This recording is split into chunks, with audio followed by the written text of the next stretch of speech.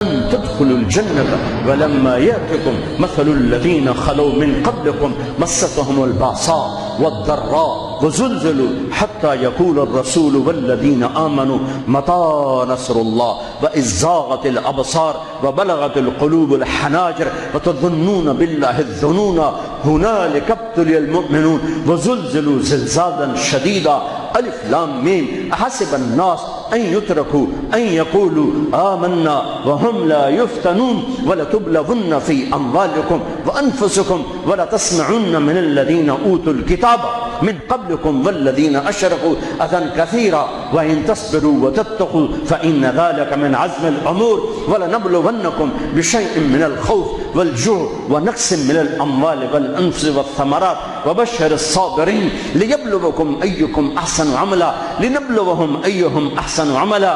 یہ سب میرے رب کا بنایا ہوا نظام ہے امتحان کا. جو اسے راضی کر گیا کامیاب، جو کوڑیوں پہ بک گیا 2 ٹکے کا ہو کر بھی نہیں مرے گا، خس و خاشاک کی طرح بے نشان ہو جائے گا. بھائیو، پاک مہینہ، عظیم الشان قربانی، او ہم عہد کریں، نیا سال شروع ہو رہا ہے، اللہ کی بارگاہ میں توبہ کر کہ جتنے کبیرہ گناہ تھے یا اللہ آج توبہ، آج میری توبہ، اور آج میں تیرا بن کے چلوں گا. تیرا ہمیں کربلاؤں سے بچا، ہم اس قابل نہیں ہیں. ہاں ایک اور واقعہ سنا دوں، شاید بہت سے لوگ نہیں جانتے ہوں گے، بلکہ اکثر. یزید 39 سال کی عمر میں مر گیا. اس کا بیٹا بھرپور جوان 19-20 سال کی عمر میں 3 بر اعظم کی خلافت پر بیٹھا. 3 بر اعظم کی خلافت پر، 3 بر اعظم کی خلافت. عمر کتنی؟ 18-19 سال. جوانی، پاگل پن، بے ہوشی. 40 دن حکومت کی، 40 دن. 41ویں دن اپنے سارے خاندان بنو امیہ کو اکٹھا کیا اور آ کر ممبر پہ یوں بیٹھا. کہنے لگا آج ایک بات کرنی ہے تم سے. انہوں نے کہا پتہ نہیں کیا اعلان کر رہا ہے. کہا دیکھو، میرا باپ ظالم تھا، جبار تھا، ظالم تھا.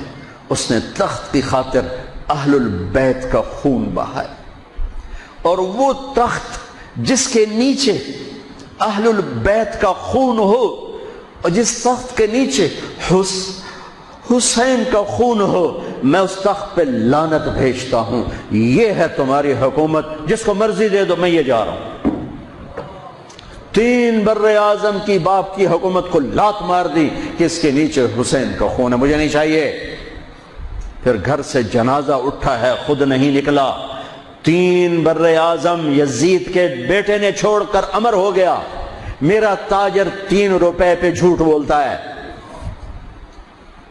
3 روپے پہ دھوکہ دیتا ہے، فراڈ کرتا ہے، پھر اسلام زندہ باد کے نعرے لگاتا ہے، پھر حکمرانوں کو گالیاں دیتا ہے. ارے کبھی اسے بھی تو کھولو، کبھی ادھر بھی تو دیکھو، کبھی اپنے اندر بھی تو جھانکو. تجھے کیوں فکر ہے اے گل دلے صد چاک بلبل کی، تو اپنے پیرہن کے چاک تو پہلے رفو کر لے. فلاں ایسا، نواز شریف ایسا، بھٹو ایسا، زرداری ایسا، چودھری ایسے. تو میں کیسا ہوں؟ کبھی اس کو بھی آئینے میں کھڑے ہو کر دیکھو کہ میں کیسا ہوں. پہلے میں تو انسان بنوں. میری زبان سے تو جھوٹ سے توبہ ہو، غیبت سے توبہ کروں، فراڈ سے توبہ کروں، خیانت سے توبہ کروں، بددیانتی سے توبہ کروں. تو بھائیو، محرم ایک پیغام ہے، کربلا ایک پیغام ہے کہ جو اللہ کو راضی کرنے کے لیے سولیوں پہ چڑھ گئے وہی کامیاب ہیں. انہوں نے سہرے باندھے ہیں. تو اللہ سے عافیت مانگو، سلامتی مانگو، سہولت مانگو. ہم اس قابل نہیں ہیں، ہم اس قابل نہیں ہیں. ہاں، ہم سب مل کر آج توبہ کریں اور اپنے اللہ کو راضی کرنے کی نیت کریں. ٹھیک ہے نا؟ نیت کرتے ہو نا سارے؟ تو کہو میرے ساتھ، یا اللہ میری توبہ. پھر کہو یا اللہ میری توبہ. پھر کہو یا اللہ میری توبہ. اللہ میری آپ کی توبہ قبول کرے. نیا سال شروع ہوا ہے. جس سے لڑے ہو معاف کر دو، جس نے زیادتی کی ہے معاف کر دو. تم نے زیادتی کی ہے معافی مانگ لو، صلح کر لو. گھر میں لڑائی ہے، بیوی سے ہے، بھائی سے ہے، رشتہ داروں سے ہے، کسی پارٹنر سے ہے، کسی دوست سے ہے، اس پر اللہ پہ ڈال کے معاف کر دو، اللہ پہ ڈال کے معاف کر دو، تو میرا اللہ معاف کرنے والوں کو پسند فرماتا ہے، معاف کرتا ہے۔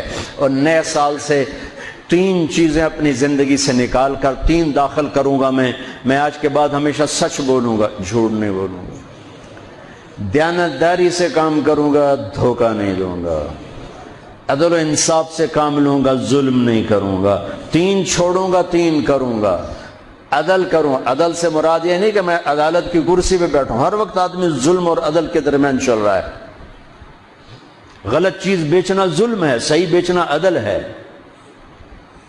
عدل تو یہاں سے شروع ہوتا ہے، نوکری میں صحیح ٹائم دے، عدل ہے، ڈنڈی مارے، ظلم ہے۔ میں عدل کروں گا، ظلم نہیں کروں گا، میں سچ بولوں گا، جھوٹ نہیں بولوں گا، میں دیانتداری سے زندگی گزاروں گا، کسی کو دھوکہ نہیں دوں گا، یہ میری بیس ہے۔ نماز فرض ہے، اب آئندہ میرا سجدہ اگر کربلا میں سجدہ دیا جا سکتا ہے تو فیصل آباد میں کیوں نہیں دیا جا سکتا؟